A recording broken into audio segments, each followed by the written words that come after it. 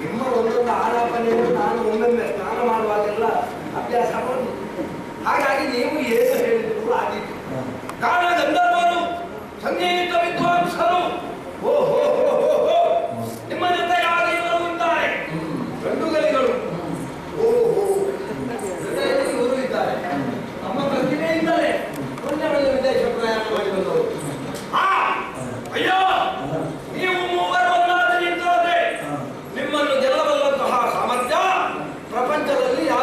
ಗೊತ್ತಿಲ್ಲ.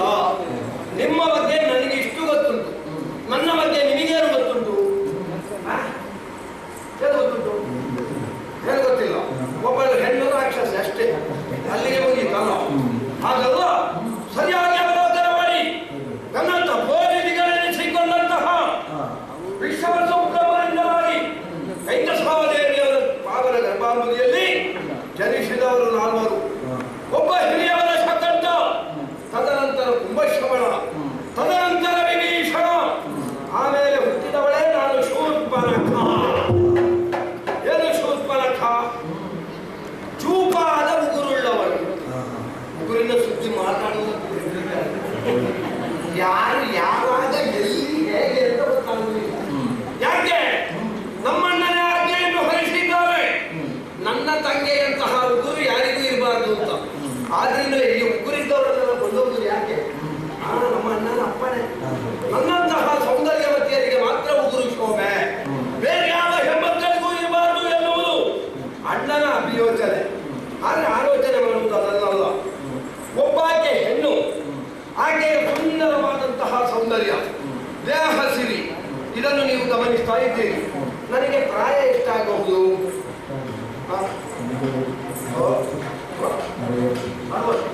ನಾನು ನಿಮ್ಮ ಅಜ್ಜಿಗೆ ಹೇಳಿದ್ದೆ, ನನಗೆ 60.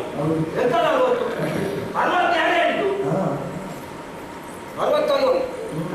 ನನಗೆ ಮೊನ್ನೆ ನನ್ನ ಜಾತಕ ನೋಡಿದ ಪುರೋಹಿತರು ಹೇಳ್ತಾರೆ 15 ಜಾರಿತು ಮಗ. ಯಾವುದು ಪ್ರಾಯ? 15 ಜಾರಿತು, 16ಕ್ಕೆ ಕಾಲಿಟ್ಟೆ, 17ಕ್ಕೆ ಪಾದವನ್ನು ಊರಿದೆ. ಇಂದಿಗೆ ನಿಮಗೆ 17 ವರ್ಷ ಆಯಿತು ಅಂತ. ಹಾಗಾದ್ರೆ ಪ್ರಾಯಕ್ಕೆ ಬಂದಂತಹ ಹೆಣ್ಮಕ್ಕಳಿಗೆ ಏನು ಬೇಕು? ಏನು ಏನು ಬೇಕು ಹೆಣ್ಮಕ್ಕಳಿಗೆ? ಏನು? ಸೀರೆ, ಉಪವಾಸ, ಸೌಂದರ್ಯವರ್ಧಕಗಳು, ದರ್ಪಣ, ತುಟಿಗೆ ಒಂದಷ್ಟು ಬಣ್ಣ, ಅಲ್ಲಿಗೆ ಮುಗೀತ? ಹಾಗಾಗುವುದಿಲ್ಲ. ಹೆಣ್ಣಾದವಳಿಗೆ ತನ್ನ ಜೀವನದಲ್ಲಿ ಸಾರ್ಥಕತೆಯನ್ನು ಪಡೆಯಬೇಕು ಅಂತಾದ್ರೆ ಆಕೆಯ ಕನ್ಯಾಸರೆ ಮುಕ್ತಗೊಳ್ಳಬೇಕು. ನನ್ನ ಜೀವನದಲ್ಲೂ ಹಾಗೆ ಮದುವೆ ಮಾಡ್ತಾನೆ ಎನ್ನುವ ಹಾಗೆ ಭಾವಿಸಿದ್ರೆ ದಿಗ್ವಿಜಯಕ್ಕೆ ಹೋದಂತಹ ನಮ್ಮಣ್ಣ ಅವನ ಮದುವೆ ಆದದ್ದಲ್ಲದೆ ನನ್ನ ಮದುವೆಯ ಬಗ್ಗೆ ಆಲೋಚನೆ ಮಾಡಲಿಲ್ಲ. ಹಾಗಾದ್ರೆ ಮನೆಯವರು ಮದುವೆ ಮಾಡದಿದ್ರೆ ಉಚ್ಚ ಕುಲದಲ್ಲಿ ಹುಟ್ಟಿದ ಹೆಣ್ಮಕ್ಕಳು ಏನು ಮಾಡಬೇಕು? ನನ್ನನ್ನು ನೋಡಿ ಅನುಸರಿಸಬೇಕು.